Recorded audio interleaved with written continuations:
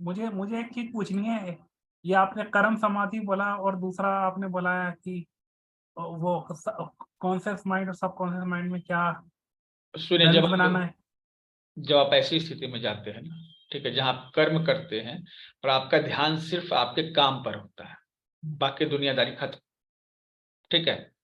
अब कुछ ऐसा काम होता होगा आपके पास, उसमें आप लग जाते हैं, दिन का रात हो जाता है, रात का दिन हो जाता है, पता नहीं चलता है, ठीक है। टाइम जो है आपके लिए वो अलग हो जाता है, टाइम का गति से आप डिफरेंट हो जाते हैं, आपका फ्लो और टाइम का फ्लो डिफरेंट हो जाता है, टाइम का आपको पता ही नहीं चलता है।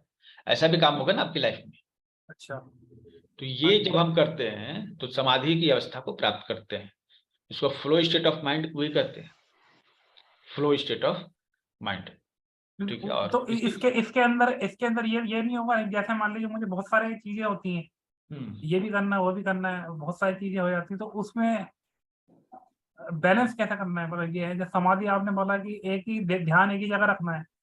मान के चलिए जैसे आपकी क्लास है, हम्म, तो वो भी अटेंड करनी है और भी काम करने हैं, तो ये सारी चीजें। सब कुछ होगा, ठीक है। अच्छा। फ्लो स्टेट ऑफ माइंड में पहुंच जाते हैं जब आप, ठीक है। हम्म, तो फ्लो स्टेट ऑफ माइंड में जब आप सोच भी रहे हैं, कर भी रहे हैं, तब आप फ्लो स्टेट ऑफ माइंड में नहीं पहुंचेंगे। हम्म, आप पहले सोच लीजिए, उसके बाद कीजिए, आप फ्लो स्टेट ऑफ माइंड में पहुंच जाएंगे, ठीक है। अच्छा अच्छा, ठीक। इस चीज का ध्यान दीजिए। फ्लो स्टेट ऑफ माइंड में पहुंचने के लिए आपको सोचना नहीं है। हम लोग नाटक करते हैं ना, हम लोग हम्म सोचते नहीं है, हम्म ठीक है। हम लोग विजुलाइज करते हैं, हम्म दिखता है वो चीज। तो ये मतलब आप फ्लो स्टेट ऑफ माइंड में आप चले जाते हैं। तो ये सोचना और ये करना, ये टास्क मैनेजमेंट का एक अपना है। टास्क मैनेजमेंट का भी हम क्लास फिर से लेने वाले हैं। जो चीज़ों की क्लास हम पहले ले चुके हैं, उनको फिर से मॉडिफाई करके, अच्छे से ऐड करके हम आपको लाएंगे, और ये क्लास रहेगी नेक्स्ट वीक से ही लाएंगे, ठीक है। ये हैबिट और टास्क मैनेजमेंट बहुत जरूरी टॉपिक है। तो मेरे ख्याल से मंडे से देखते हैं, ठीक है, ऐड वगैरह तैयार कर लेंगे पहले। तो आज हमारा चैप्टर है energy in Chinese medicine. Chinese medicine में एनर्जी का क्या कॉन्सेप्ट है, हम लोग उसको डिस्क्राइब करने वाले हैं, समझने वाले हैं, ठीक है। तो एनर्जी, सब कुछ energy, everything is energy, everything is energy. तो पहले एनर्जी जो हम लोग करंट वगैरह है उसको हम लोग समझे, वो भी एनर्जी है। और मैटर, वो भी एनर्जी है। मैटर क्या है? वो भी एनर्जी है, ठीक है। और एक स्पेस है, ठीक है, उसको भी एनर्जी कहेंगे, स्पेस को भी एनर्जी कहेंगे, ठीक है। और इसको हम लोग वाइटल एनर्जी कहते हैं, मतलब जीवन बल। अब जो चाइनीज कॉन्सेप्ट में जो एनर्जी जो है ना, जो जिसको की कहते हैं, ठीक है। चाइनीज कॉन्सेप्ट में, चाइनीज मेडिसिन में जो की का कॉन्सेप्ट है ना, वो एकदम डिफरेंट टाइप की चीज है, जिसको एग्जैक्ट ट्रांसलेट करना इस तरह से संभव नहीं है, लेकिन इसको अलग अलग चीजों से जानते हैं, ठीक है। वाइटल पावर, ठीक है, ये सब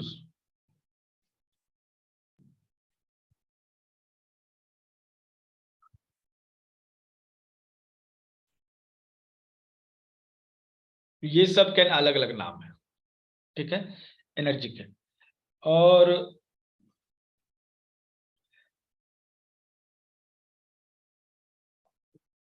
ठीक है,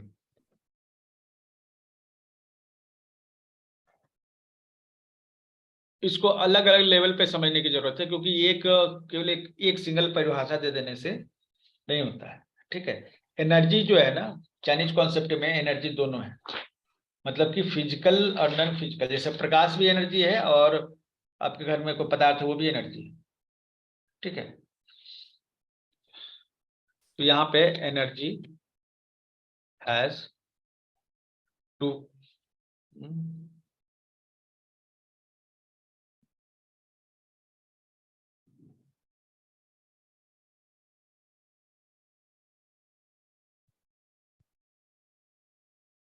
एनर्जी का जो है दो फॉर्म है, ठीक है।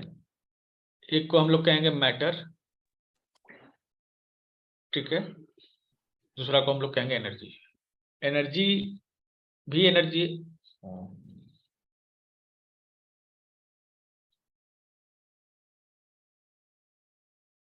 एनर्जी हैज टू फॉर्म्स, ठीक है।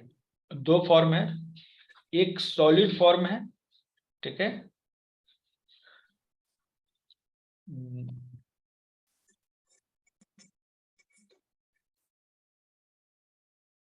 और एक है नॉन सॉलिड।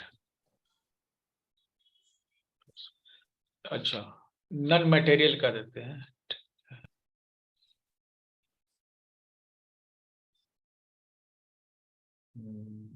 ओके, फिलहाल हम इसको, एक्चुअली ये कॉन्सेप्ट ही है ना कि यहाँ पर बहुत सारे स्कोप बन जाता है। तो कई बार क्या होता है ना, जो दो जो फॉर्म है, सॉलिड और नॉन सॉलिड, मतलब एनर्जी जैसे प्रकाश है, ये भी एक फॉर्म है, ये भी एनर्जी का एक फॉर्म है। और आपके पास जो है, आपके पास मोबाइल रखा हो, ये भी एक एनर्जी। हमने मंत्रा थेरेपी में आपको बताया था हर चीज जो है वो क्वांटम लेवल पर जाने पर वो स्ट्रिंग से बनती है। स्ट्रिंग हमेशा वाइब्रेट करता है, इसलिए हर चीज हमेशा वाइब्रेट करता रहता है अंदर से, ठीक है। तो अगर ये वाइब्रेट करता रहता है हमेशा अंदर से, तो इसका मतलब क्या है? इसका मतलब है कि हम भी वाइब्रेट करते हैं। तो कोई भी मैटर है इंटरनली नीचे एकदम क्वांटम लेवल पे जाने पे वो वाइब्रेट ही करता रहता है, लेकिन हमें दिखता है। तो जो भी दिख रहा है वो हमेशा कंपायमान है, लेकिन हमें कुछ सॉलिड के रूप में दिख रहा है, हमें कंपन महसूस नहीं हो रहा है, और कुछ हमें तरंग के रूप में दिख रहा है, ठीक है, उसमें कंपन है। दोनों स्थिति में वो एनर्जी, ठीक है। और एनर्जी हमेशा फ्लो होती है, ठीक है। Energy always flows, okay, when its speed comes down, इसकी स्पीड जब कम हो जाती है, ठीक है, it become material या फिर मैटर। तो ये हमेशा जो है ना कम्स, जैसे ये प्रकाश ऊर्जा घूम रही है, ठीक है। तो ये जब घूम रही है ना, उसकी स्पीड ज्यादा है तो उस प्रकाश के रूप में, लेकिन ये सॉलिडिफाई भी हो सकती है, इसकी स्पीड जितनी कम हो जाएगी ये भी मैटर बनता जाएगा, ठीक है। तो जो भी तरंग है वो उसका स्पीड कम हो जाता है ना, ठीक है, तो वो जो मैटर में कन्वर्ट हो जाता है। Sir matter mean solid. Solid में लिक्विड, सॉलिड लिक्विड गैस तीनों मैटेरियलिस्टिक चीजें हैं, ठीक है। अच्छा, ठीक है, तीनों जो है मैटेरियलिस्टिक चीजें हैं, ठीक है। It become solid matter. तो सॉलिड में मतलब मैटर में मतलब है ना, देखिए दो तरह की चीजें हैं, एक ऊर्जा है और एक पदार्थ है, ठीक है। एक आत्म तत्व है, एक मातृ तत्व है। कौन कौन से तत्व हुए? एक आत्म तत्व है, एक मातृ तत्व है। आत्म तत्व सॉफ्टवेयर है, मतलब ओरिजिनल सॉफ्टवेयर, और मातृ तत्व जो है सॉलिडिफिकेशन है, ठीक है। तो मैटर जो है संस्कृत शब्द से बना है, जिसका मतलब होता है मातृ। सृष्टि दो चीजों से बनी है, आत्म तत्व से और मातृ तत्व से। तो जो कुछ दिख रहा है आपको सो वो मातृ तत्व है, और जो इसके सेंटर में है वो यूनिवर्सल फोर्स या परमात्मा, वो क्या है? आत्म तत्व है। तो ये जो आत्म तत्व है, ठीक है, दोनों एक दूसरे के बिना नहीं रह सकते। मतलब कि अगर मातृ शक्ति नहीं होगी तो ये सृष्टि नहीं होगी, दिखेगा नहीं, कुछ एक्सप्रेस नहीं होगा। तो कुछ एक्सप्रेशन हो रहा है, आत्म तत्व जो है मातृ तत्व के द्वारा ही खुद को एक्सप्रेस कर सकता है, समझे?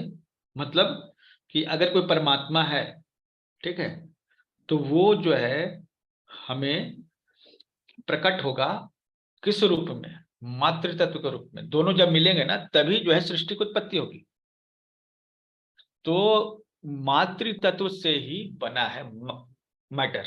मैटर दरअसल एक संस्कृत शब्द है जिसका अर्थ है मातृ। समझे इस बात को? ठीक है। तो जो कुछ दिख रहा है उसका सेंटर में कुछ ऐसा एनर्जी है, ठीक है, जो इसको दिखा रहा है।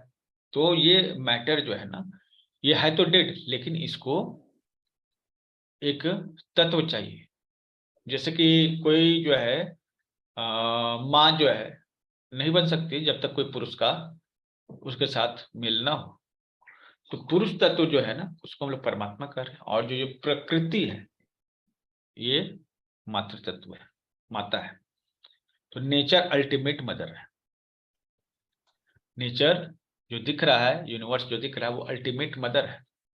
और जो सुप्रीम जो एनर्जी है वो अल्टीमेट फादर है, परमपिता। इसीलिए जो बाइबल में कहा परमपिता परमेश्वर कहा गया है। ठीक है। तो इसमें भी क्या है ना कि जैसे पुरानी जो संस्थाएं हैं, ठीक है, वो मात्र संतात्मक थी। मतलब जिस तरह से अभी हम लोग समझते हैं कि हम लोग ऐसे, अच्छा आपकी सोसाइटी में कौन डोमिनेट करता है, मदर या फादर, माँ या पिता, लेडीज या जेंट्स? आप लोगों से कोई नेपाल से भी है क्या? नेपाल में अधिकतर जगह, अरुणाचल में अधिकतर जगह ऐसे हैं मात्र सत्तात्मक सत्ताएं हैं। मतलब वहाँ फैमिली की मालकिन जो है ना, माँ जो है मालकिन होती है, लेडीज मालकिन होती है। ठीक है। शादी होता है ना तो लड़का जाता है लड़के घर में, लड़की लड़के घर में नहीं जाती है। तो ऐसी भी सत्ता है। और ऐसी भी सत्ता है जहाँ पर शादी होता है तो बहू जाती है दूसरे घर में। मैंने जो देखा है दार्जिलिंग और सिक्किम साइड में ना ज्यादातर लेडीज ही शॉप पे बैठती हैं और जो है वुमेन डोमिनेटेड है नॉर्थ ईस्ट साइड में। और वैसे देखा जाए तो पूरा पूरा साउथ ईस्ट एशिया में वुमेन डोमिनेटेड ही है, जैसे देखिए, बर्मा और इस साइड में। यस, तो ऐसा है ना कि प्रकृति के हिसाब से स्त्री शक्ति जो है ज्यादा ताकतवर है। ठीक है। लेकिन इसमें कमजोरी भी है, इसमें ममता है, इमोशंस है। हाँ जी, हाँ जी। इमोशंस मजबूती भी है और ये इसकी ताकत भी है।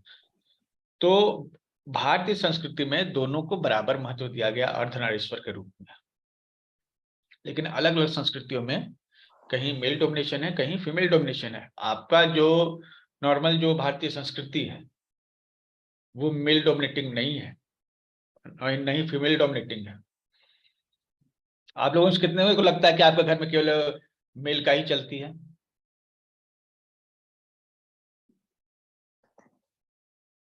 देखिएगा, फीमेल और मेल दोनों को बराबर है, अपनी अपनी जगह पे इंपॉर्टेंस मिलता है। लेकिन कई जगह पर मेल और फीमेल डोमिनेंस मतलब अलग अलग होता है। तो यूरोपियन सोसाइटी जो है ना प्रारंभ में, ठीक है, वो फीमेल डोमिनेटिंग सोसाइटी थी। ठीक है। तो जिस तरह से यहाँ आंदोलन चल रहे हैं, नारीवादी आंदोलन, वहां पे भी पुरुषवादी आंदोलन चले। और उसके बाद जो है वहां मेल डोमिनेशन आ गया। फीमेल डोमिनेशन जो है, जैसे अभी आप देखिए, अभी भी इंग्लैंड में जो है डोमिनेशन डोमिनेट कौन करता है? फीमेल करती है, रानी होती है, राजा नहीं होता है ना। तो प्राचीन काल में भारत जैसे देश में दोनों तरह की सत्ताएं एक साथ विद्यमान थी। दोनों को समान पढ़ाई लिखाई का अधिकार था और डिसीजन मेकिंग में दोनों का अधिकार था। और महिलाएं जो हैं बड़े बड़े शंकराचार्य और मंडन मिश्रा का जो आपने शास्त्रार्थ सुना होगा, ये करते थे।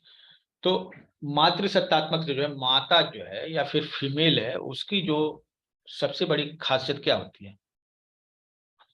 सुंदरता। क्या खासियत होती है सबसे बड़ी? सुंदरता। पुरुष का जो सबसे बड़ा खासियत क्या होता है? तर्क, लॉजिक। ठीक है। तो सुंदरता का मतलब है खुद को एक्सप्रेस करना। अगर प्रकृति खुद को एक्सप्रेस नहीं करती तो इस ब्रह्मांड का निर्माण तो नहीं होता।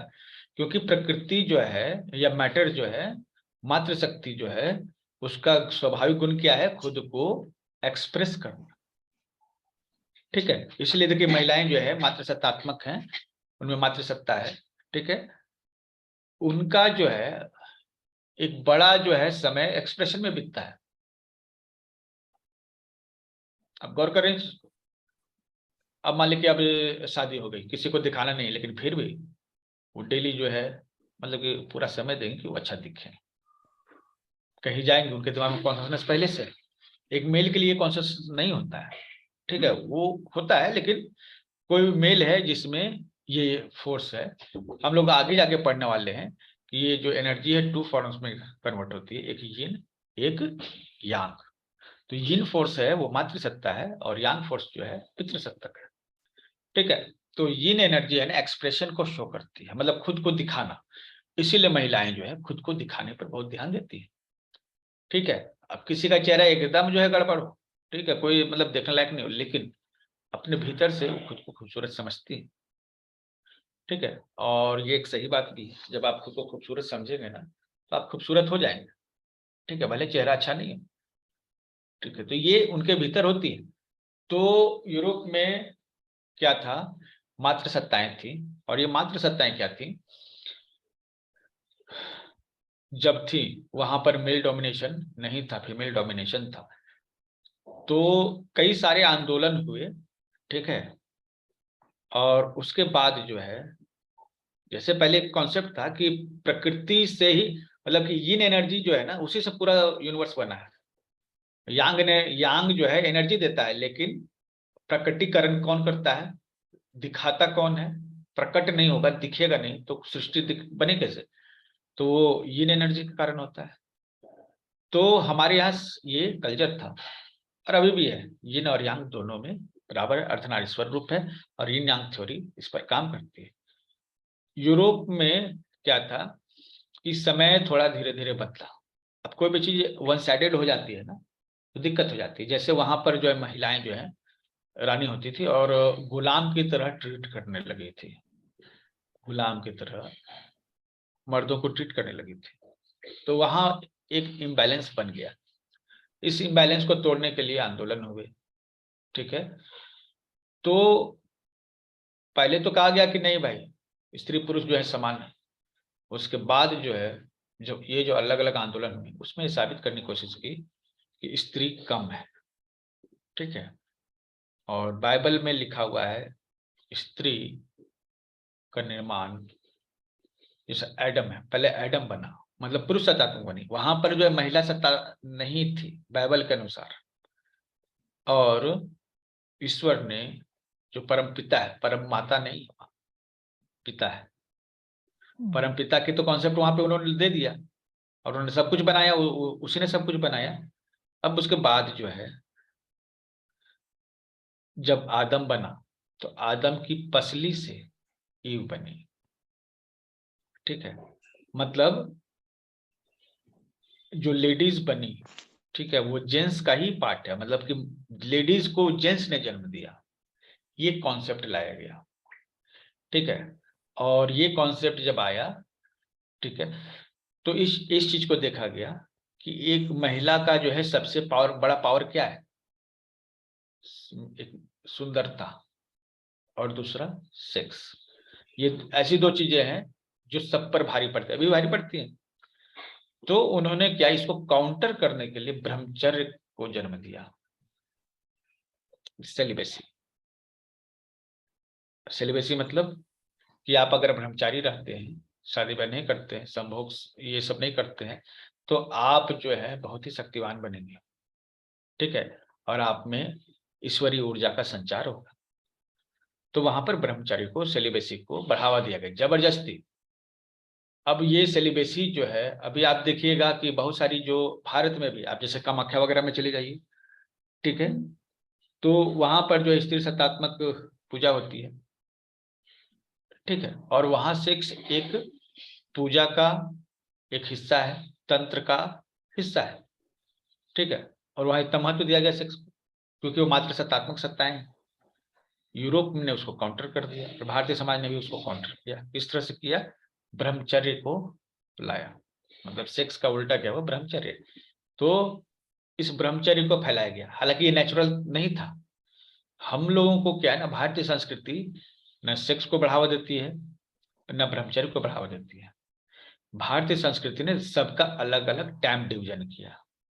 भारतीय संस्कृति ने कहा कि 100 साल हैं आपके पास, 25 साल ब्रह्मचर्य में निपटाइए, फिर 25 साल गृहस्थ में निपटाइए। इस तरह से 4 मतलब कि आश्रम हुए ना,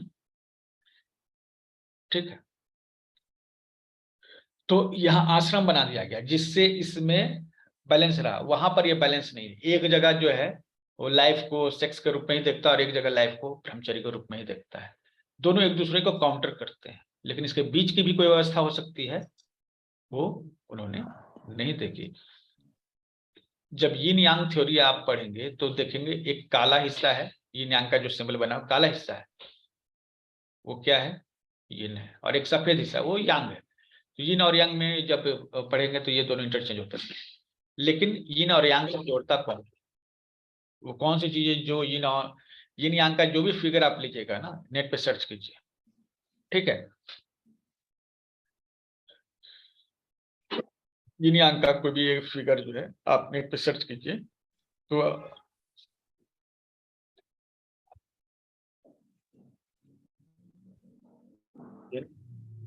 यांग सिंबल, ठीक है। तो ये यिन यांग सिंबल जो है आपको हर जगह इस तरह से दिखता है, ठीक है, हर जगह मिल जाएगा आपको, ठीक है। तो इसको ऐसे समझ लेते हैं कि एक प्लेट है, एक प्लेट है जिसमें यिन भी है यांग भी है, इसके अलग अलग मीनिंग्स हैं, ठीक है। आप ये जो बगल में मैंने जो हिस्सा दिखाया ना कि एक है यांग हिस्सा, एक है यिन हिस्सा, एक फायर है एक वाटर है, लेकिन ये फायर वाटर किस में है, ये प्लेट में है। किसमें, एक प्लेट में, एक बड़ा सा प्लेट है उसमें ये दोनों हिस्से यिन और यांग है। ये जो बड़ा सा प्लेट है वो एनर्जी है, ये बड़ा सा प्लेट क्या है, एनर्जी है, और इस एनर्जी के अंदर ही दो हिस्से हैं यिन और यांग, मतलब एनर्जी दो हिस्सों में बंटता है, एक हिस्से को यिन कहते हैं एक हिस्से को यांग कहते हैं, ठीक है। तो एनर्जी ही वो बेस है जिस पर यिन यांग सिद्धांत काम कर सकता है, ठीक है। तो अलग अलग जगह अलग अलग संस्थाएं हैं, ठीक है। महिलाओं पर इतने ज्यादा अत्याचार क्यों किए गया यूरोप में, क्योंकि पुरुषों पर बहुत ज्यादा अत्याचार हो चुका था पहले। तो एक होता है ना, जैसा भी बहुत सारी महिलाओं में जो पुरुषों के प्रति गुस्सा है, ठीक है, क्योंकि उन पर अत्याचार हो गया है, वन साइडेड हो गया, तो ठीक है, तो उनमें गुस्सा हो गया। उसी तरह से वहां पर ऐसा नियम बना कि अगर कोई लेडी है तो उनके पास दिमाग नहीं होता है, ये कह दिया गया, ठीक है। उनके पास खूबसूरती होती है लेकिन दिमाग नहीं होता, ये यूरोपियन कॉन्सेप्ट है। और चूंकि उसके पास दिमाग नहीं है तो वोट कैसे देगी, इसलिए 1950 के बाद जो है यूरोप में या अमेरिका में वोट देने का अधिकार मिला महिलाओं को। आप समझ सकते हैं ये अमेरिका इतना प्रगतिशील देश है और 1950 के बाद जो उसने अपनी महिलाओं को वोट देने का अधिकार दिया। और इवन जो है मेरे हाल फिलहाल तक एक बार डिस्कशन हुआ था, हमारे किसी मेंबर ने कहा यूरोप में अभी एकदम हाल फिलहाल में जो है ना महिलाओं का अकाउंट खुल रहा है, 25-30 साल पहले से, मतलब कि महिलाओं का अकाउंट भी नहीं खुल रहा था। ये मतलब पार्शियलिटी है, ठीक है। हमारे यहाँ तो ऐसा नहीं, ठीक है। तो इन मामलों में आप देख सकते हैं कि हम लोग हमेशा एक्चुअली हर मामले में हमारा देश उन्नत रहा है, ठीक है। सबसे बड़ी चीज है कि फिलोसफी में अगर आप डेवलप्ड हैं तो बाकी चीजों में डेवलपमेंट आएगा ही आएगा, क्योंकि फिलोसफी से जो है ना थ्योरीज पैदा होती है, थ्योरीज जो है उससे प्रैक्टिकल थ्योरीज पैदा होती है। मतलब पहले थ्योरी पैदा हुई, पहले फिलोसफी आई उसके बाद थ्योरी आई, और थ्योरी से जो है ना मतलब कि एप्लीकेशंस आते हैं। कोई थ्योरी है उसका एप्लीकेशन लाइफ में कैसे होगा, ये एप्लीकेशन आते हैं, और जब एप्लीकेशन आ गए, ठीक है, तो वहीं पे मतलब रिसर्च स्टार्ट हो गया, साइंस स्टार्ट हो गया, ठीक है। तो महिलाओं को चूंकि दिमाग नहीं है, ठीक है, तो महिलाएं जो है जादू टोना करके अगर शक्ति अर्जित करती हैं तो यूरोप में ऐसा माना गया कि ये महिलाएं जो है इनको जो है ये जादू टोना करती है, ये शैतान के साथ मिली हुई होती है। इसीलिए महिलाओं के संगत में रहना मतलब शैतान के संगत में रहना। ठीक है, तो महिलाएं जो है हमेशा पुरुष के बाईं तरफ खड़ी रहती है, इनको कहा गया वामांगी। वहां पर जो है ना, वाम मतलब लेफ्ट को जो है गलत अर्थ से देखा जाता है। माना जाता है कि बायां हिस्सा जो है बॉडी का शैतान का हिस्सा है, दायां हिस्सा जो है ईश्वर का हिस्सा है। बाएं हाथ से, बाएं कान से शैतान बोलता है। ठीक है, और जिसका बायां हाथ ज्यादा चलता है, जिसका मतलब उसके भीतर शैतान हावी है। इसीलिए जो बाएं हाथ के जो लेफ्टर्स होते हैं, ठीक है, उनको जो है बहुत बुरा तरीके से ट्रीट किया गया है। ठीक है, उनको सिनिस्टर कहा गया है। लेफ्ट हैंडेड पर्सन को क्या करते हैं? सिनिस्टर कहा गया है। और सिनिस्टर ये किस शब्द से बना है? सिन से। सिन मतलब क्या होता है, कोई बता सकते हैं आप लोग? पाप। नहीं सर। सिन पाप। मतलब पाप सर। तो ये है ना कि जो बायां हाथ से लिखता है उसको क्या कहते हैं इंग्लिश में, आप गूगल कीजिएगा तो। ठीक है। पापी। तो मतलब कि यहाँ पर आप समझ सकते हैं कितना इन लोग का फिलोसफी डेवलप है। ठीक है, ठीक है। सिनिस्टर,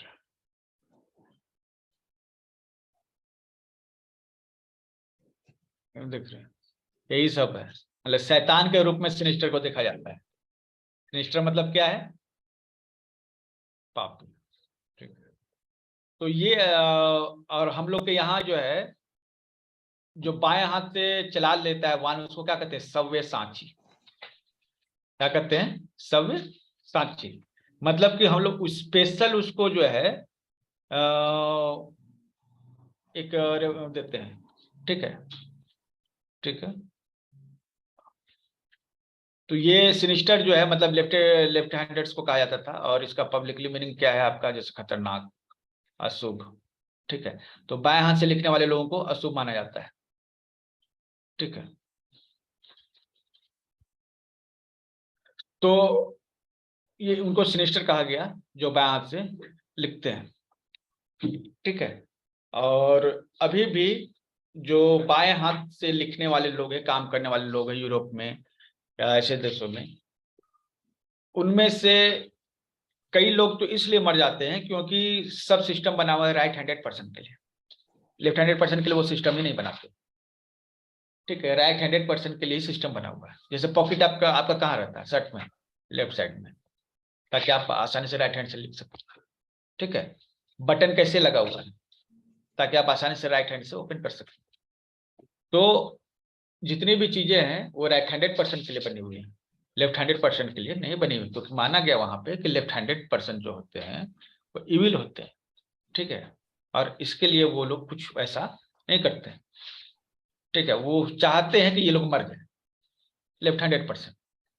ठीक है, और अब ये माना जाता है कि कला के क्षेत्र में लेफ्ट हैंडेड पर्सन काफी अच्छा काम करते हैं, क्योंकि उनका राइट ब्रेन ज्यादा एक्टिव होता है। तो साइंटिफिकली हम लोग जो है जहाँ लेफ्ट हैंडेड पर्सन को एक स्पेशल जो है अपीयरेंस दे रहे हैं अपने ग्रंथों में, उसको अलग सम्मान दे रहे हैं, और वहां पर उनको काफी माना गया। तो लेफ्ट हैंड मतलब वाम। अब लेफ्ट हैंड में कौन खड़ा रहती है? लेडी। लेडी को लेफ्ट हैंड में ही खड़ा करते हैं, राइट हैंड में नहीं खड़ा करते हैं। आपने देखा होगा सभी जगह। ठीक है, वो इसलिए खड़ा करने का वो रिवाज है। हमारे यहाँ ये है क्योंकि हम ज्यादा सम्मान देते हैं, इसलिए लेफ्ट में खड़ा करते हैं। और लेफ्ट साइड जो है हमारे यिन पार्ट है ना। तो हमारे कॉन्सेप्ट है वहां पर ये है कि लेफ्ट जो है शैतानी हिस्सा है, इसलिए शैतानी हिस्सा मतलब कि फीमेल जो है एक शैतानी ताकत है, इसलिए उनको लेफ्ट साइड में खड़ा रखते हैं। ये फीमेल जो है अपने खूबसूरती से और सेक्सुअल पावर से आपको अपने लक्ष्य से भटका देती है। ठीक है, तो यही। और जितने भी धर्म ग्रंथ हैं, अगर हिंदुत्व को छोड़कर आप, हमने एक कुछ दिन पहले लोगों से कमेंट मांगा था कि इस धर्म में सबसे ज्यादा जो है महिलाओं को टॉर्चर किया जाता है।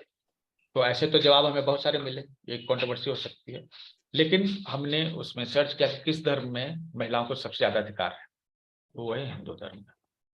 ठीक है, बराबर का अधिकार मिलता है। प्लस जो है हिंदू धर्म में महिलाओं के लिए सत्ता का मतलब ये माता पिता का जो धन है उस पर भी, संपत्ति पर भी अधिकार जो है मिलता है। बाकी जगह ऐसा नहीं है। तो देयर इज अ डिफरेंस। और ये मात्र सत्ता जो है मैटर से बनी है, और इस मैटर वो क्या सॉलिडिफाइड जो है फॉर्म है एनर्जी का, ऐसा हम लोग मानते हैं। ठीक है, तो मैटर का काम है एक्सप्रेस करना, मैटर का काम है एक्सप्रेस करना, ठीक है, दिखना और दिखाना। और ये हमेशा बहती, ये जो एनर्जी है हमेशा बहती रहती है। जब इसकी स्पीड कम होती है, ठीक है, तो ये क्या होता है, मैटर में, सॉलिड मैटर में कन्वर्ट हो जाता है। ठीक है, एग्जाम्पल के लिए आप दे सकते हैं। ठीक है, फॉर एग्जाम्पल, और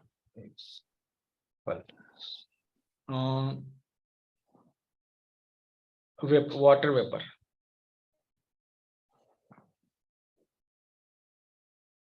वाटर वेपर स्पेलिंग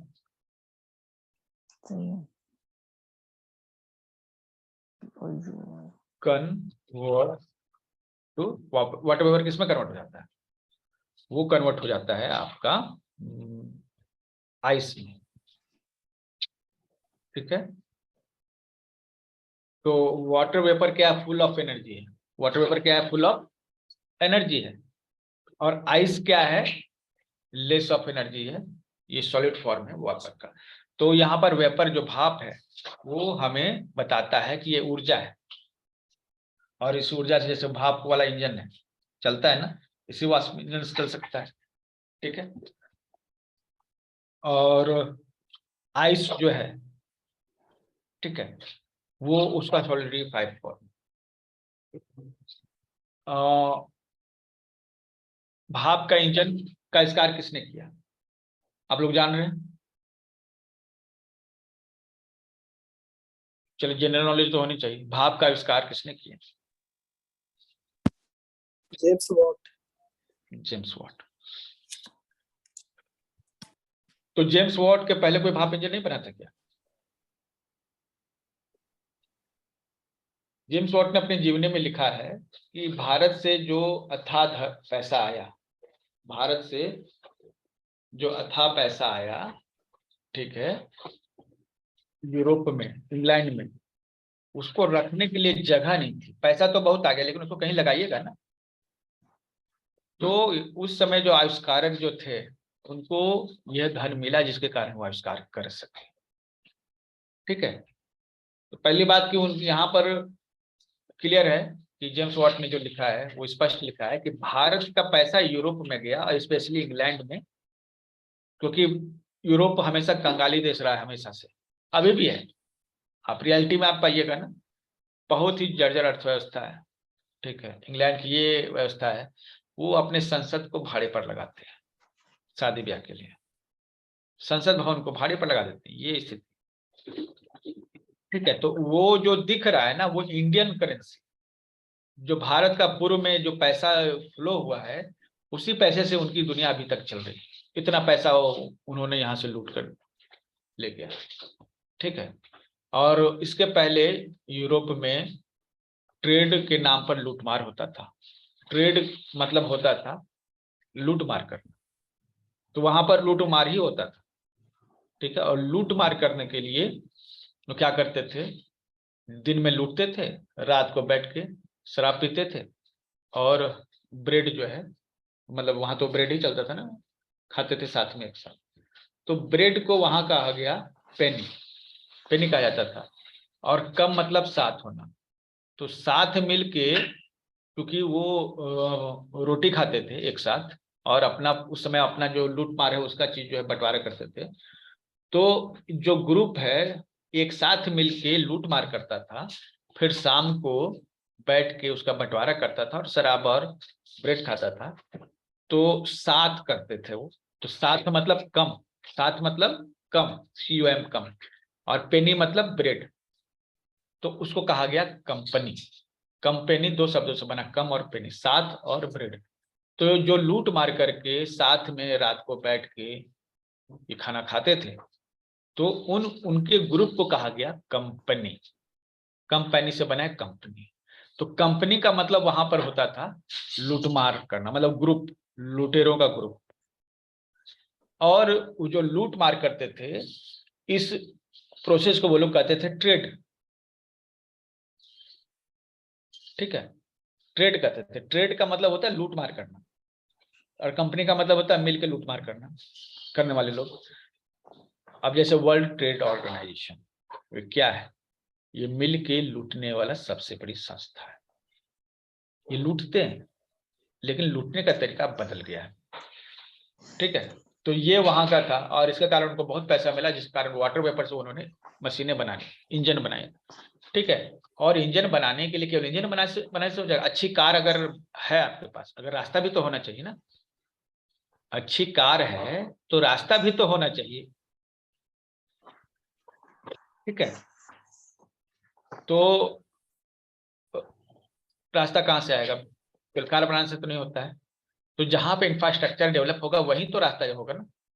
तो भारत में उस समय काफी ज्यादा इंफ्रास्ट्रक्चर डेवलप था। ठीक है,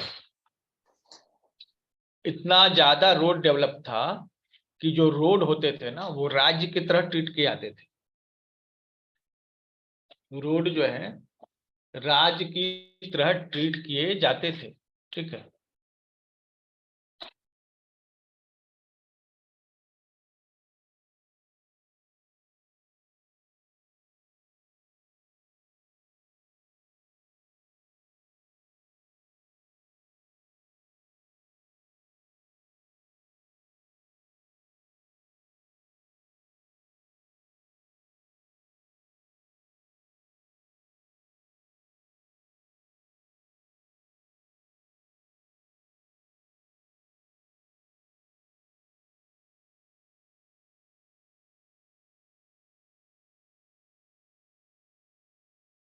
तो इंफ्रास्ट्रक्चर कहाँ पे आएगा? देखिए, इंफ्रास्ट्रक्चर के लिए रेल की पटरियां होती हैं। रोड बनाना और रेल की पटरियां बनाना इतना आसान काम नहीं है।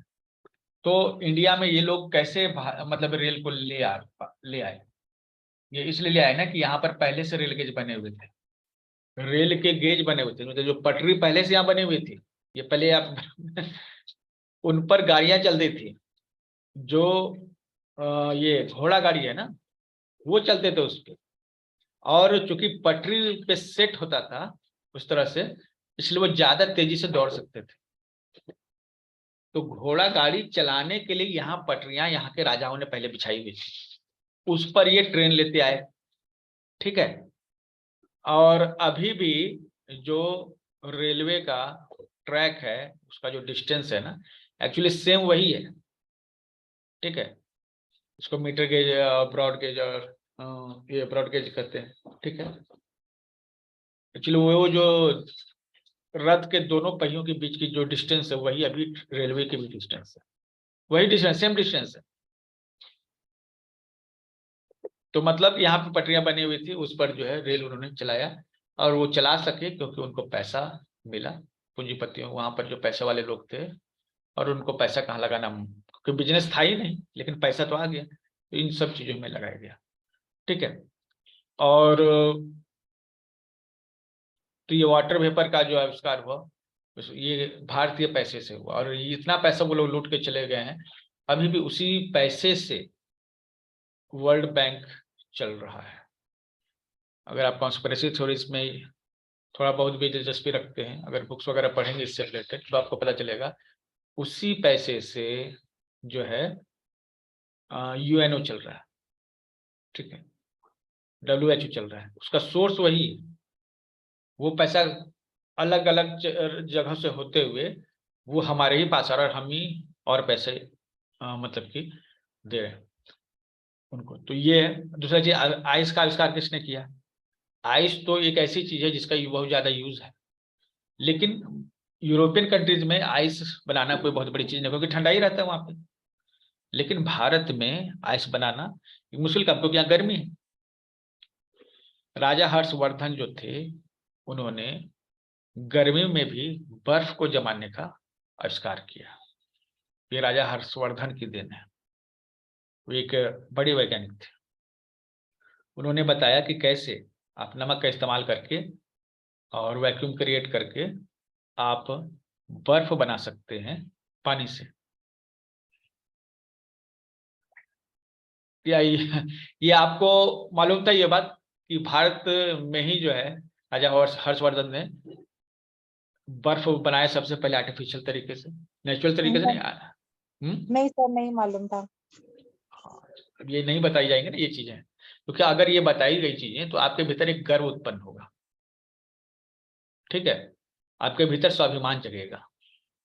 और आप जो है ना ये यूरोपियन कंट्री जो इतना फेंकते हैं, इनकी सच्चाई को समझिए कि सब आविष्कार तो हमारे यहाँ हुए, ठीक है, इन्होंने किया क्या, कुछ नहीं।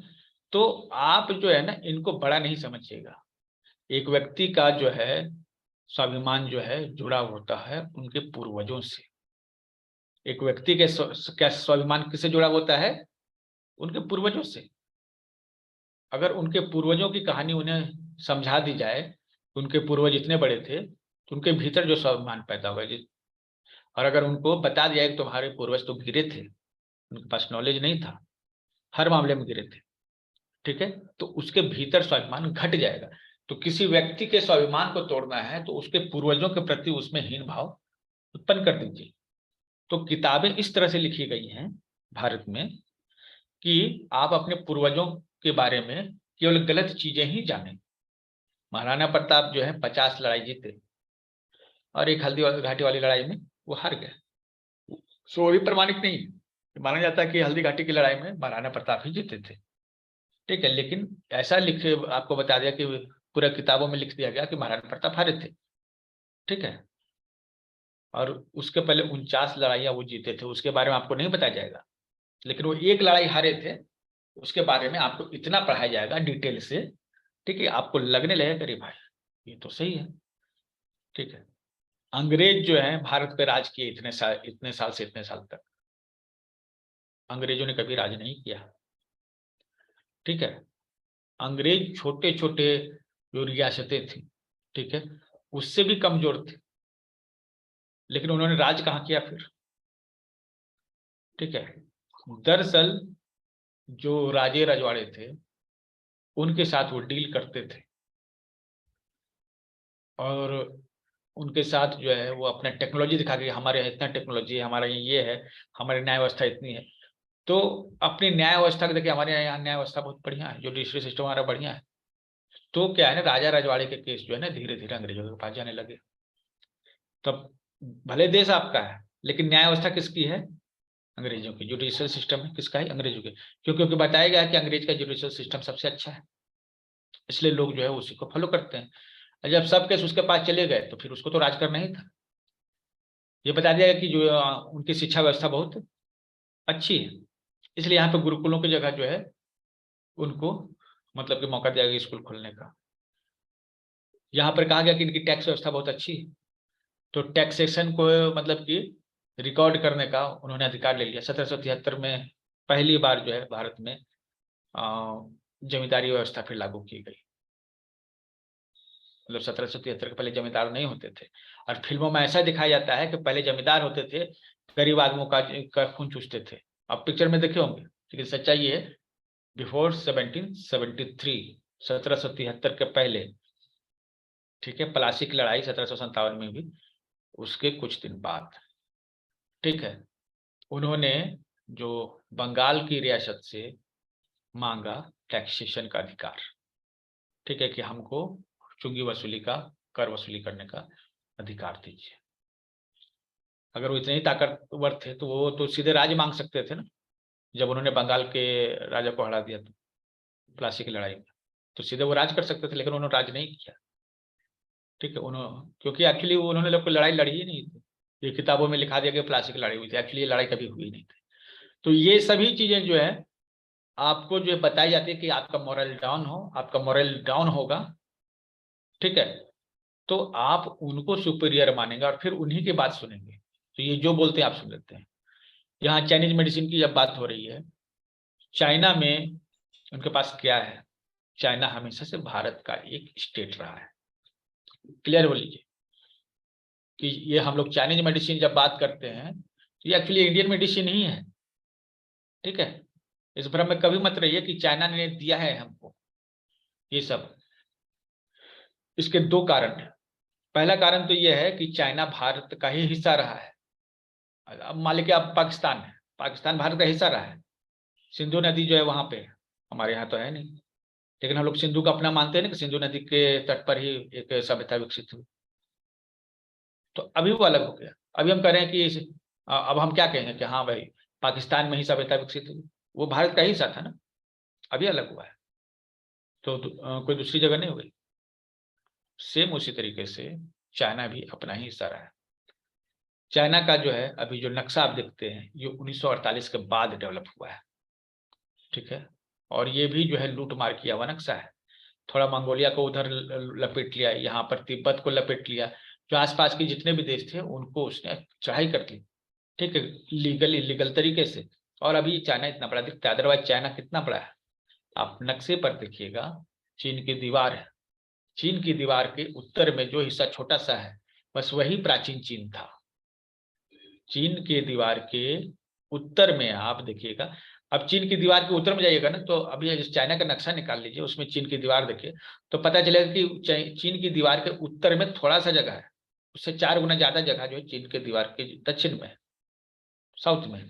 तो दक्षिण में ये जितनी भी जगहें थी, यह किसी न किसी तरह से भारत का प्राचीन काल से हिस्सा रही थी। और वो चीन के दीवार के उत्तर में भी जो कुछ है, ठीक है, वो प्राचीन चाइना है, ठीक है। और वो भी जो है पाटलिपुत्रा जो है साम्राज्य का हिस्सा रहा है।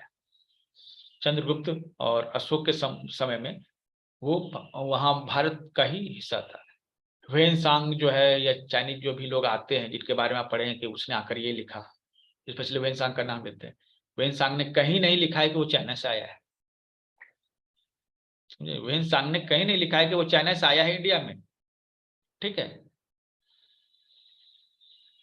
समझ सकते हैं कि वो एक स्टेट से, मान लीजिए हम बिहार से बंगाल चल जाएंगे तो हम क्या कहें कि हम बंगाल देश में आ गए, क्योंकि देश तो हमारा वही है ना, भारत में ही। हमको मेंशन करने की जरूरत नहीं, हम उस जगह पे आए हैं। भले जगह अलग हो सकता है, पाटलिपुत्र हो सकता है या जो भी हो सकता है, लेकिन कभी उसने ये मेंशन नहीं किया कि वो दूसरे देश से आया है। वो अपने ही देश में एक स्टेट से दूसरे स्टेट में ट्रेवल कर रहा है। वो लिख रहा है कि हम मैं अपने पूरे देश में ट्रेवल कर रहा हूँ। मतलब चाइना में है वो, तो वो भी उसका देश है, और पटना में है तो वो भी उसका देश है। वो एक ही देश में ट्रेवल कर रहा है, कोई बाहर विदेश में वो नहीं गया। ने लिखा है। मतलब कि हम लोग चाइनीज मेडिसिन की बात कर रहे हैं, तो चाइनीज मेडिसिन, पहली बात तो ये अपना ही स्टेट है, ठीक है, कोई बाहर का है नहीं। अभी वर्तमान समय में ये अलग हो गया, ठीक है। अदरवाइज चाइनीज मेडिसिन और जो कुछ है वो भारत के दिन है। दूसरी चीज है, बोधि धर्मन जो है साउथ से गए चाइना, साउथ से चाइना गए, तो वहां पर कुछ महामारी थी, उसको दूर करने के लिए गए। उन्होंने क्यों बोला, बोधि धर्मन को क्यों बुलाया? क्योंकि एक ही देश के रहने वाले लोग हैं, तो एक देश में रहने वाले एक स्टेट दूसरे से स्टेट से मदद ले सकता है ना। तो चाइना ने मदद मांगी और ये बोधि धर्मन वहां पे गए। वहां उन्होंने मार्शल आर्ट सिखाया, हिप्नोटिज्म सिखाया, ठीक है, जड़ी बूटियों का उन्हें बहुत सारा ज्ञान था, वो उन्होंने सिखाया। जो माइंड रीडिंग और ये सब जो कॉन्सेप्ट जो बताए जाते हैं ना कि चाइना में होते हैं, ये वो सब के सब भारत में। और यहीं से फिर ज्योतिष भी गए वहां पर, और यहीं के ज्योतिष ने जाके वहां ज्योतिष सिखाई। तो जो फेंग सुई वगैरह जो सोचते हैं ना कि ये चाइना की देन है, कुछ चाइना की देन नहीं है, ये भारतीय शास्त्रों की देन है, ठीक है। और भारतीय शास्त्र में ये सभी चीजें हैं। तो आप चाहे चाइनीज एस्ट्रोलॉजी लीजिए, चाहे चाइनीज एक्यूपंक्चर लीजिए, जहाँ जो मर्मा पॉइंट्स है वही जाके उनको डेवलप करके वहां पर एक्यूपंक्चर थ्योरी बनी है, ठीक है। तो मर्मा थेरेपी पहले आई, क्योंकि मर्मा थेरेपी जिन ग्रंथों में जिसके बारे में जिक्र है वो ग्रंथ पहले लिखे गए हैं, और चाइनीज एक्यूपंक्चर में जो ग्रंथ लिखे गए हैं वो बाद में लिखे गए। इसका मतलब जो पहले आया वही ओरिजिनल हुआ ना। तो मर्मा थेरेपी ओरिजिनल है, और मर्मा थेरेपी जैसे और भी यहाँ पर हैं थ्योरीज ओरिजिनल है। और चाइना में एक्यूपंक्चर जो करते हैं वो कभी भी अमीर नहीं रहे। आज़ादी के बाद से 1948 में चाइना आज़ाद हुआ ना, तो वहाँ पर जो है वहाँ की सरकारों ने ये कहा कि भाई हमारे पास इतना पैसा तो है नहीं कि हम अंग्रेजी दवाओं पे खर्च कर सकें, तो एक्यूपंक्चर जितने करने वाले हैं जाके घूम घूम के पूरे देश में एक्यूपंक्चर करवाइए, मतलब कीजिए और फ्री पॉकेट कीजिए।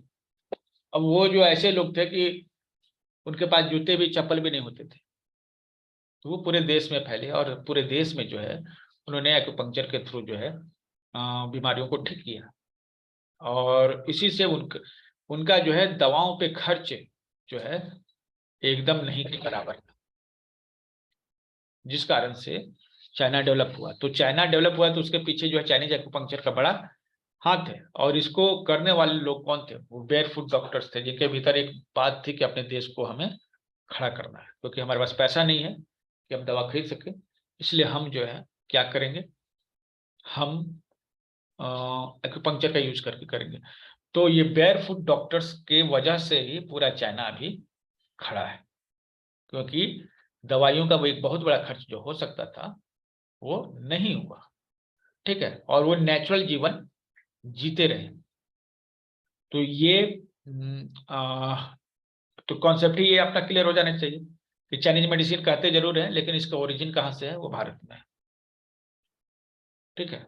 और भारत में हर वो चीज है जो चाइना में थी।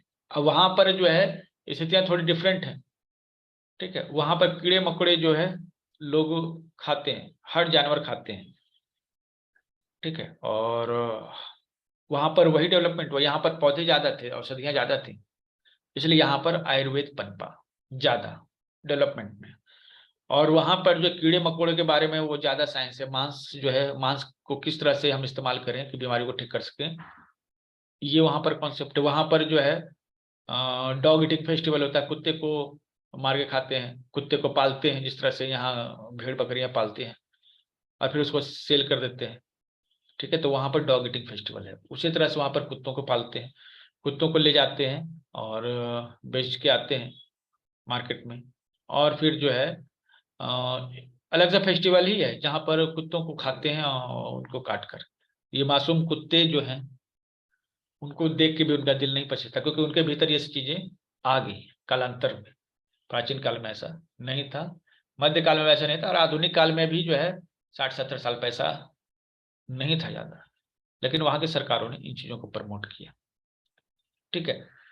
तो ये आपके भीतर कॉन्सेप्ट क्लियर होना चाहिए कि ये हमारा ही विज्ञान है, ठीक है। किसी और के हाथ में चला गया तो इसका मतलब ये नहीं है कि वही उसी का हो गया, ठीक है। तो इस पर जो है चाइनीज मेडिसिन पे हम लोग चाइनीज मेडिसिन कहते हैं, और चाइनीज मेडिसिन में केवल चाइनीज मेडिसिन नहीं है, चाइनीज मेडिसिन में चाइनीज योगा आता है, जिसको ताई ची कहते हैं और की गोंग कहते हैं। इन दोनों की हमने बहुत समय प्रैक्टिस की और लंबी प्रैक्टिस की है।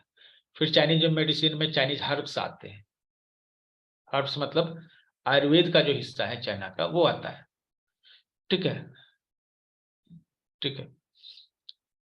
तो ये छोड़ना पड़ रहा है, वो भी ठीक है, कोई दिक्कत नहीं है, रिकॉर्डिंग मिल जाएगी, ठीक है, ग्रुप में ही मिल जाएगी, ग्रुप के डिस्क्रिप्शन में सब कुछ सेट करके दे देंगे, ठीक है।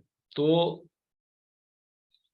ये सभी चीजें जो हैं, जो चाइनीज मेडिसिन जो कही जा रही है उसमें योग है, जिस तरह से हमारा योग है, इसी यही वहां जाकर ताइची और कीगोंग, शाओलिन कुंफू, उडन कुंफू, 3 तरह की कुंफू होती है, ठीक है।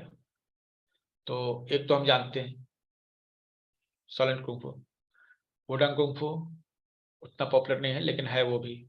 3 स्टेट है, 3 स्टेट में जो कुंफू डेवलप हुए उनके, ठीक है। और फिर वहां ताइची डेवलप हुआ। हमारे भारतीय शास्त्र भी चोरी हुए। देखिए हमारे भारतीय शास्त्र चोरी क्या हुए, ठीक है, यहाँ की जब कोई चीज जो है ना बहुत जरूरत से ज्यादा हो जाती है ना, तो उसकी कदर कम हो जाती है, ठीक है। तो भारत में जो शास्त्र चोरी हुए उसी के बल पर यूरोप अभी तरक्की कर रहा है, ठीक है। और एक समय जो था यहाँ से टैलेंटेड लोग वहां चले जाते थे, लेकिन अब नहीं जाते। अब अमेरिका में जो है यहाँ से टैलेंटेड लोग नहीं जाते हैं। अमेरिका को टैलेंटेड लोगों की जरूरत थी, तो वो पूरी दुनिया से ब्रेन ड्रेन कर रहे थे, मतलब वहां से जो अच्छे दिमाग वाले लोग उनको अच्छे पैसे देकर अपने यहाँ रख रहे थे।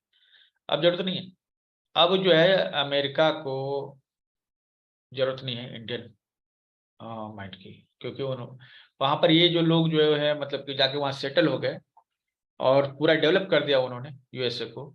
अब वहां पर एक जगह पे पहुंच गए हैं यूरोपियन कंट्रीज में इंडियंस, ठीक है। इतना ज्यादा वहां पर पहुंच गए हैं इंडियंस कि अब और इंडियंस की जरूरत नहीं, जितने टैलेंटेड लोग यहाँ के थे वो जा चुके हैं। अब नई पीढ़ी जो आती है वो हमेशा सपना देखती है कि हम अमेरिका जाएंगे, वो भी जाने वाली है, लेकिन वहां पर सैचुरेशन हो गया। तो ये जो है हम लोग इस कॉन्सेप्ट के साथ आगे बढ़े कि हम लोग जो पढ़ रहे हैं वो क्या है, उसका ओरिजिन हमारे, ठीक है। तो ये है कि एनर्जी जो है मैटर, ये इन सब चीजों में बहुत सारे नाम से जानी जाती है, ठीक है। एनर्जी का 2 फॉर्म है, सॉलिड एंड नॉन सॉलिड, ठीक है। जब एनर्जी फ्लो करती है, ठीक है, तो नॉन सॉलिड फॉर्म में होती है, और जब वो इसकी स्पीड कम हो जाती है तो वो मैटर में कन्वर्ट हो जाती है, सॉलिड मैटर में। जैसे कि आइस का उदाहरण ले रहे हैं हम, ठीक है। आइस में हम क्या देख रहे हैं, सॉलिडिफाइड वेपर का, भाप का जो है उसका ठंडा फॉर्म है, सॉलिडिफाइड जो है फॉर्म है। तो अब ये क्या, आइस जो है वेपर में कन्वर्ट नहीं होगा, हो जाएगा, ठीक है। तो ये आपस में इंटरचेंज चलता रहता है, ठीक है, ठीक है। तो ये हमेशा फॉर्म इस तरह से चलता रहता है।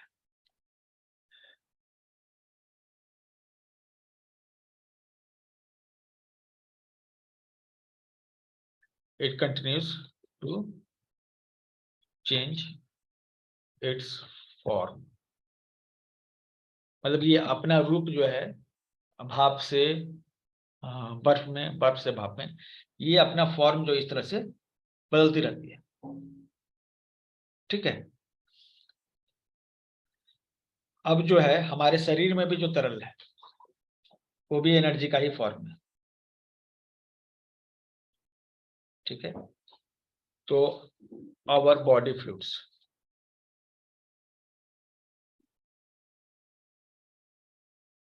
फ्लूइड्स, सेमी फ्लूइड्स, हमारे शरीर में जो तरल है, जो बहने वाला तरल है वो, या फिर हमारा जो है ऐसा तरल जो थोड़ा सा ठोस है, थोड़ा सा, जैसे दही है, दही क्या है, सेमी सॉलिड है, न ठोस है ना तरल है, सेमी सॉलिड है, ठीक है। तो ये फ्लूइड्स, बॉडी फ्लूइड्स हो गया, सेमी फ्लूइड्स हो गया, फिर आपका हो गया स्वेट,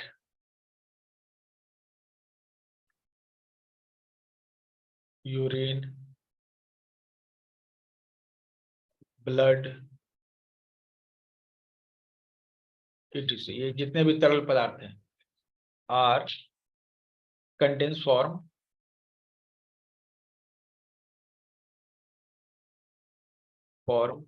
ऑफ एनर्जी,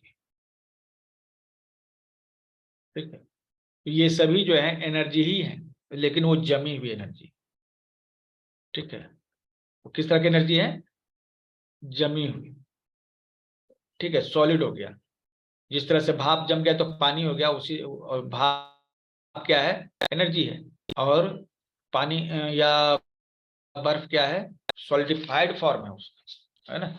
तो उसी तरह ये सब जो हमारे फ्लूइड्स हैं ये भी आर डेंस, डेंस, डेंस मतलब घना,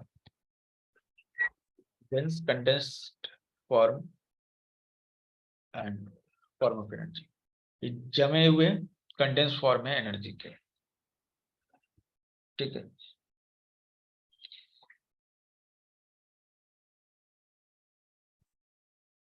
मैटर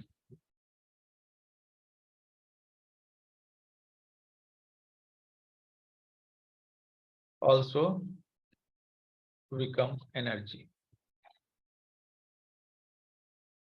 ठीक है। जिस तरह से ये एनर्जी जम के सॉलिड फॉर्म में आ जाती है, ठीक है, मैटर फॉर्म में आ जाती है, तो मैटर भी जो है वो मतलब क्या होता है, ठीक है, एनर्जी फॉर्म में कन्वर्ट हो जाता है। लाइक कोयला जो है, कोयला, कोल बिकम्स फायर। अब फायर क्या है, शुद्ध एनर्जी हो गई, और कोयला क्या है, शुद्ध सॉलिड फॉर्म हो गया। तो यहाँ पर क्या कर रहे हैं, सॉलिड जो है पार्ट है उससे क्या है, एनर्जी पार्ट बन रहा है, ठीक है। इसी के साथ और भी देखिए, ऑयल बर्न्स टू फ्लेम। अब जो है तेल जलता है और उससे क्या निकलता है, धुआं निकलता है, जिसको हम लोग दिया की बात ही करते हैं। ये भी क्या हो रहा है, एक सॉलिड फॉर्म है या मेटल फॉर्म है, जो सॉलिड फॉर्म है वो वेपराइज हो रहा है। ठीक है, ठीक है, तो ये सब है।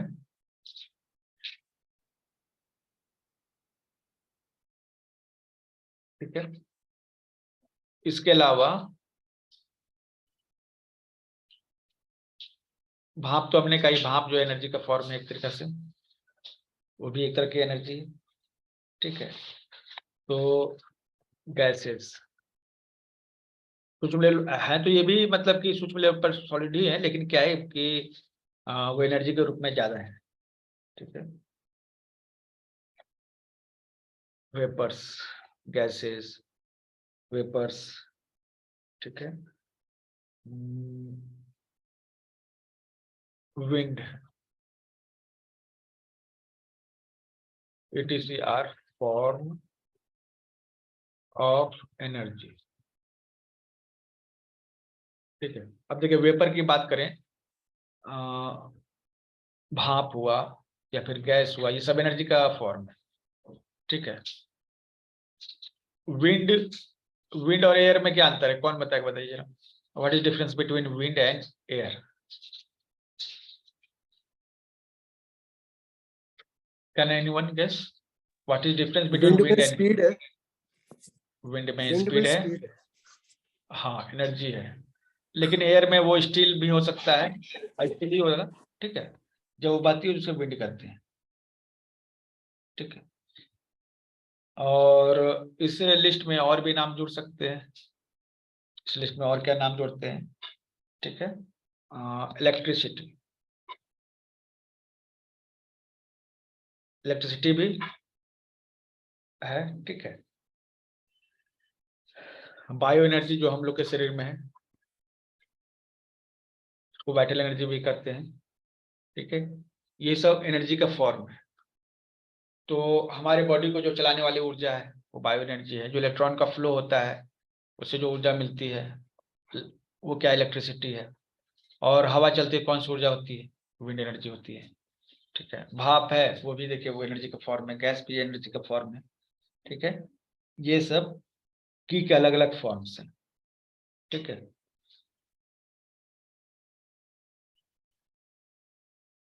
तो जब ये एनर्जी जो है प्योर फॉर्म में होती है, ये दो फॉर्म है, एनर्जी के दो फॉर्म है, ये माना जाता है कि एनर्जी के दो फॉर्म है, एक प्योर एक इम्प्योर। ठीक है, तो मैटर जो है इम्प्योर फॉर्म में आता है। ठीक है, energy is pure form and matter is impure form. तो माना जाता है चाइनीज मतलब के सिस्टम में एनर्जी जो है वो प्योर फॉर्म है और मैटर जो है उसका इम्प्योर फॉर्म है। ठीक है, तो जो मैटर में आ गया वो भी, और हमारी बॉडी में जो है, ठीक है, जो एनर्जी बहती है उसे की करते हैं। हमारी बॉडी में जो एनर्जी बहती है उसे हम क्या करते हैं? ठीक है, लिविंग थिंग्स कहेंगे, जिसमें लिविंग थिंग्स इंक्लूडिंग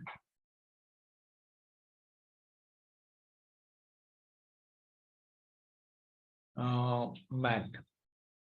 ओके, ये जो लिविंग थिंग्स हैं उनमें जो ऊर्जा होती है जो उसको कहते हैं बायो एनर्जी, बायो एनर्जी। ठीक है, और इसी बायो एनर्जी को ची भी कहते हैं, कहीं की कहते हैं कहीं ची भी कहते हैं। ठीक है,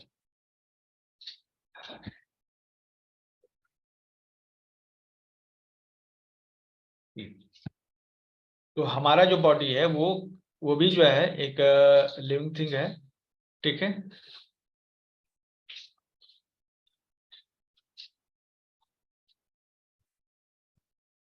हमारी बॉडी जो है क्या है, इसी तरह से चलती है, ठीक है। और वो उसको ची या फिर की से चलती है वो, ठीक है। और ये की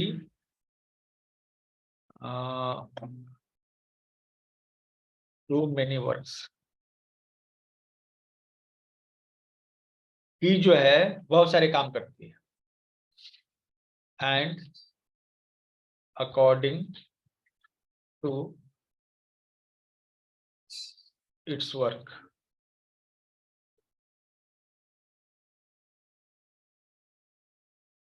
it is given different name।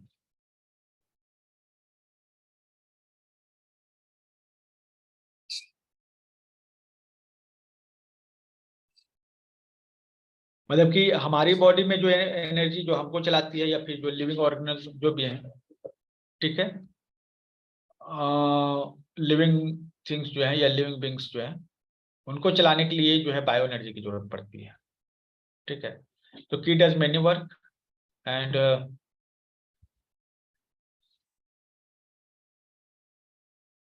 और जैसा ये काम करती है उसके हिसाब से इसका नाम दिया जाता है,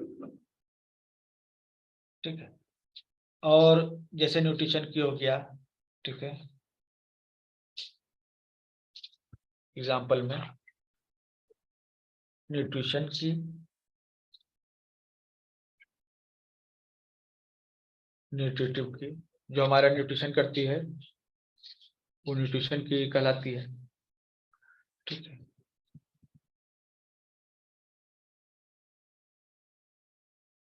जो हमारी सुरक्षा करती है वो हमारी डिफेंसिव की कहलाएगी।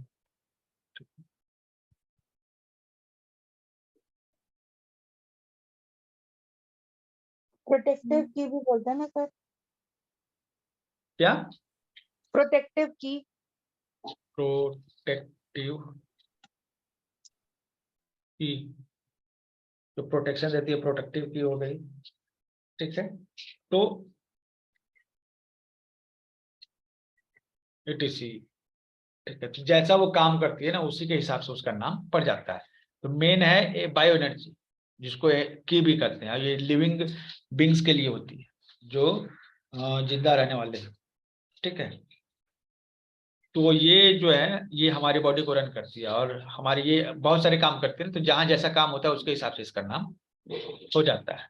यहाँ जैसे फूड की भी हो सकता है, ठीक है, एयर की भी हो सकता है, ठीक है, और तो क्या करते हैं, नेट की जम के साथ ही मिलती है, ठीक है। तो ये बहुत सारे नाम हो सकते हैं, बहुत सारे नाम हो सकते हैं इस एनर्जी में, ये हमारी बॉडी में चलती है, ठीक है। और अगर की में प्रॉब्लम होती है, ठीक है, तो ये अलग अलग काम करते हैं ना, ये की क्या है, अलग अलग काम करते हैं।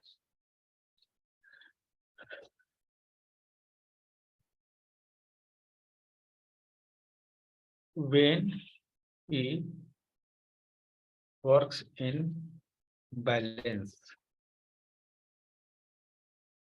इसको हम लोग कहते हैं हार्मोनी।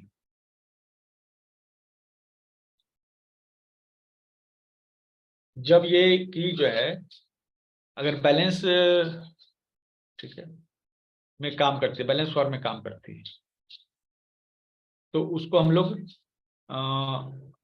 व्हेन की वर्क्स इन बैलेंस हार्मोनी, ठीक है, द बॉडी इज हेल्दी, स्वस्थ होता है। स्वस्थ होने का मतलब है कि बैलेंस में काम कर रहे हैं। When it fails to make balance,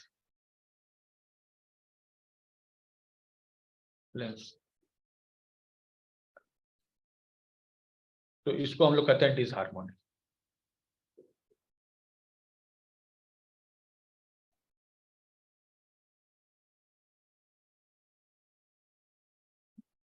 when it fails to make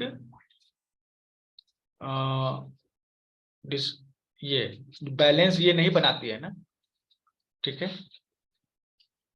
when it fails to make balance, तो ये कहलाएगा डिसहार्मोनी। it is said disease। तो जब ये बैलेंस एनर्जी जो है हमारी काम करती है, ठीक है, हार्मोनी में, मतलब सही से काम कर रही है, ठीक है, तो हम स्वस्थ रहते हैं और हमें कोई बीमारी नहीं होती है, ठीक है। और जब हम लोग जो है बैलेंस हमारा बिगड़ जाता है ना, तब हमें होती है बीमारियां, जिसको हम लोग क्या कहते हैं, डिसहार्मोनी, ठीक है। तो डिसहार्मोनी का मतलब क्या है? डिसहार्मोनी का मतलब है इसका बैलेंस में काम नहीं करना। और एज ए थेरेपिस्ट आपका काम क्या है कि देखना कहाँ पर बैलेंस बिगड़ा हुआ है, ठीक है, और आप उस बैलेंस को सही करेंगे। एज ए थेरेपिस्ट आपका काम यही।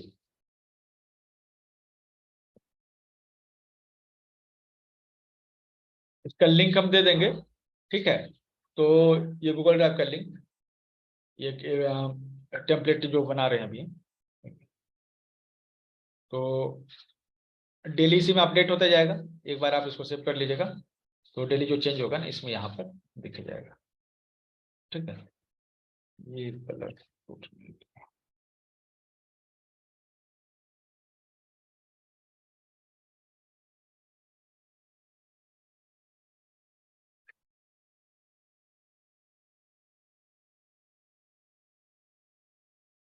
ठीक है। तो ये हमारी क्या कहलाएगी, डिसहार्मोनी, ठीक है।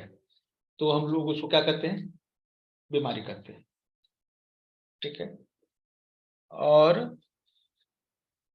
ट्रीटमेंट मतलब क्या हुआ, ठीक है।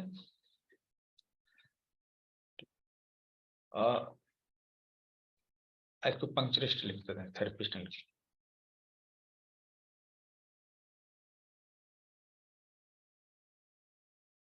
N acupuncturist. अब उसका क्या काम है, आप एक्यूपंक्चर कर रहे हैं, एक्चुअली उसका आपका काम क्या है, ठीक है। एन एक्यूपंक्चरिस्ट फाइंड, ठीक है, डायग्नोज,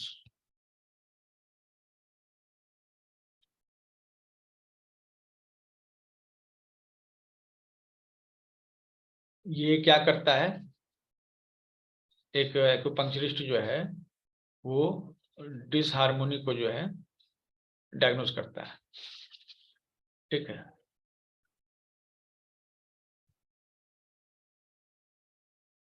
एक्यूपंक्चरिस्ट जो है डिसहार्मोनी को डायग्नोज करता है, ठीक है। एंड सर ट्रीट, एक्यूपंचरिस्ट और एक्यूप्रेशरिस्ट दोनों करेंगे ना ये चीज? एक्यूपंक्चरिस्ट ही मानिए ना। एक्यूपंक्चरिस्ट और एक्यूप्रेशर में क्या अंतर है? एक्यूपंक्चरिस्ट जो है सुई लगाता है और एक्यूप्रेशर जो है वो प्रेशर करता है, दोनों एक ही काम, ठीक है, कोई अलग नहीं है। आप सुई भी लगा सकते हैं उसी पॉइंट पर, जिस पॉइंट पे आप प्रेशर दे रहे हैं या सीट लगा रहे हैं, ठीक है। तो acupuncturist diagnose this disharmony and treat energy according to the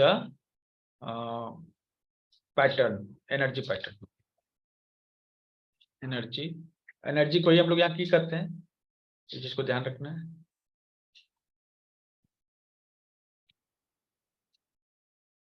तो बहुत सारे की के पैटर्न्स हैं, ठीक है। तो एक्यूपंक्चरिस्ट क्या करता है, वो देखता है, डायग्नोज करता है, और वो पैटर्न को समझ, जैसे अलग अलग पैटर्न देखता है, फिर उसको जो है, ठीक है, और डायग्नोज करता है और ट्रीट करता है।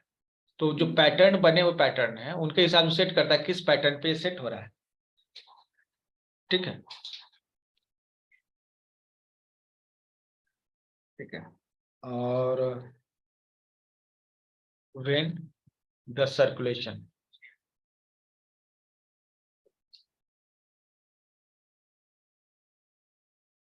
ऑफ की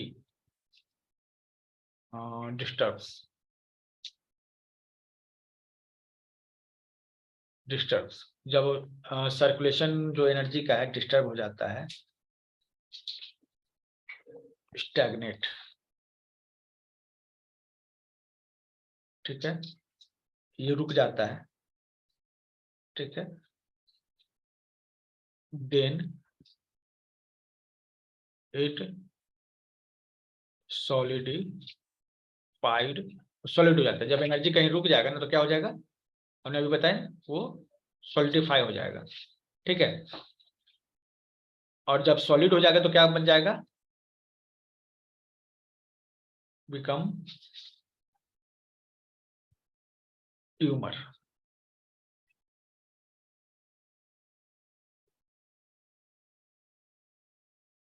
ठीक है। तो ट्यूमर बन जाते हैं। ट्यूमर मतलब मलाइन हो सकता है, बिनाइन हो सकता है, किसी भी तरह का ट्यूमर हो सकता है, ठीक है। ट्यूमर बन जाते हैं कहीं भी शरीर में, अगर कोई ट्यूमर हो गया, ठीक है, तो वो क्या बन जाता है, ये एनर्जी अगर कहीं रुक गई तो एक ट्यूमर बन जाता है, ठीक है। एनर्जी रुकने के कारण ऐसा हो रहा है, ठीक है। व्हेन वी रिस्टोर, हम लोग क्या करते हैं, फिर से उसको वापस जो है रिस्टोर, एनर्जी फ्लो को वापस ले आते हैं। when we restore energy flows, ठीक है, then this tumor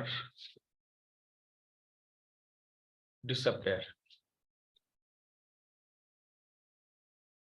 क्योंकि एनर्जी जो है ना रुकी हुई थी, इसीलिए वो ट्यूमर बन गया। अगर जो है एनर्जी क्या है, हम उसको फिर से हम फ्लो मेंटेन कर देंगे तो ठीक हो जाएगा, ठीक है। अब क्योंकि फ्लो मेंटेन नहीं होता है, इसी के कारण प्रॉब्लम होती है। फ्लो मेंटेन नहीं होने के कारण ही प्रॉब्लम होती है। अगर हम उसको फ्लो को मेंटेन कर देंगे तो हमें प्रॉब्लम नहीं होगी, ठीक है।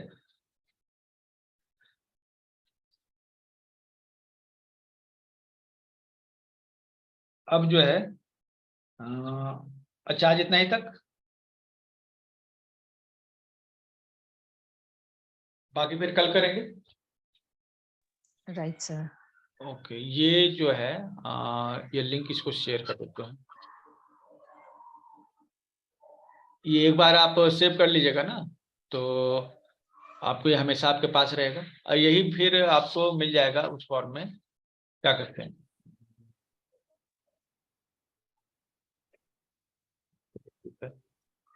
पीडीएफ में, यही पीडीएफ भी बन जाएगा आपका, ठीक है। इमेज वगैरह सब हम इसी में डाल देंगे। ओके, राइट ठीक सर। है। और आज का क्लास कैसा लगा इसके बारे में आपके फीडबैक चाहिए, ठीक है। फीडबैक इसलिए चाहिए क्योंकि फीडबैक ही जो है जो किसी बिजनेस को रन करता है। आपके फीडबैक को देख के दूसरे लोग आते हैं, ठीक है। तो बहुत सारे लोग अभी आने वाले हैं, फीडबैक देख के ही आएंगे, ठीक है। इंटरेस्टिंग थी सर आज की क्लास। जरूर शेयर कीजिएगा, ठीक है।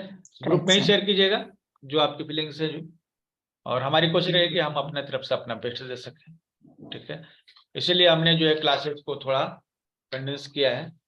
और दोपहर का क्लास कैसा था, आप लोग थे वहां, वो भी शेयर कीजिएगा। अच्छी सी सर वो भी, हाँ, मैम उस की ग्रुप में भी क्लास भी शेयर अच्छी कीजिएगा। थी। और जो, ठीक है, कल हम लोग 6:30 से 8 बजे का समय रहेगा, ठीक है। थोड़ा ज्यादा हुआ तो दिक्कत नहीं है, क्योंकि हर चीज को हम एक्चुअली शॉर्ट में नहीं निपटाना चाहते हैं, ठीक है। हम चाहते हैं कि हम जो बताएं वो डिटेल में आपको बताएं, क्योंकि जानकारी जो है, आप बुक ले लीजिएगा ना, सब लिखी हुई है, सभी कुछ लिखा हुआ है। ऐसा कुछ नहीं एक पीडीएफ दे देंगे उसमें सब कुछ मिल जाएगा। लेकिन क्या है ना कि एक सीनियर का काम बताना है, जैसे आप भी स्टूडेंट है, हम भी स्टूडेंट है, ठीक है। और हम इसको समझा रहे हैं, आप समझ रहे हैं, बस अंतर यही, कोई यहाँ पे टीचर या स्टूडेंट नहीं, हम सभी स्टूडेंट हैं, ठीक है। तो हमारा काम है अपना अनुभव के साथ उस चीज को एलोबरेट करना, ताकि आपको वो चीज अच्छी से समझ में आए, ठीक है। ये एनर्जी का कॉन्सेप्ट आज है, अगर अब आप समझ गए तो ठीक है, ओके। सर Right, एक कल चीज उसका क्लैरिफाई कर दीजिए प्लीज सर। सर क्या? जो 6:30 से 8 o'clock तक क्लास है उसमें सब कुछ इंक्लूडेड है ना? 5:30 to 6:30 की अगर नहीं अटेंड करते तो आपकी क्लास में सब कुछ हो जाएगा ना? नहीं, वो अलग है, दोनों अलग? वो बेसिक क्लास है, उसमें जो चीजें बताई जाएंगी ना वो बहुत काम की है। अगर आप उसको अच्छे से समझ गए फिर इसको भी अच्छे से समझ जाइएगा, जी सर, ठीक है। ठीक है। वो कॉन्सेप्ट आपका बेसिक क्लियर करेगा, जी सर। ठीक है, ओके। और उस जी क्लास के लिंक अपने दोस्तों को भी शेयर कीजिए, जी ठीक है, सर। जी ओके। उस क्लास की सर वीडियो बहुत ही इंफॉर्मेटिव थी, उससे कुछ बहुत अच्छे तरह से समझ में आया कि कहाँ क्यों लूप होल्स, वो लूप्स दिए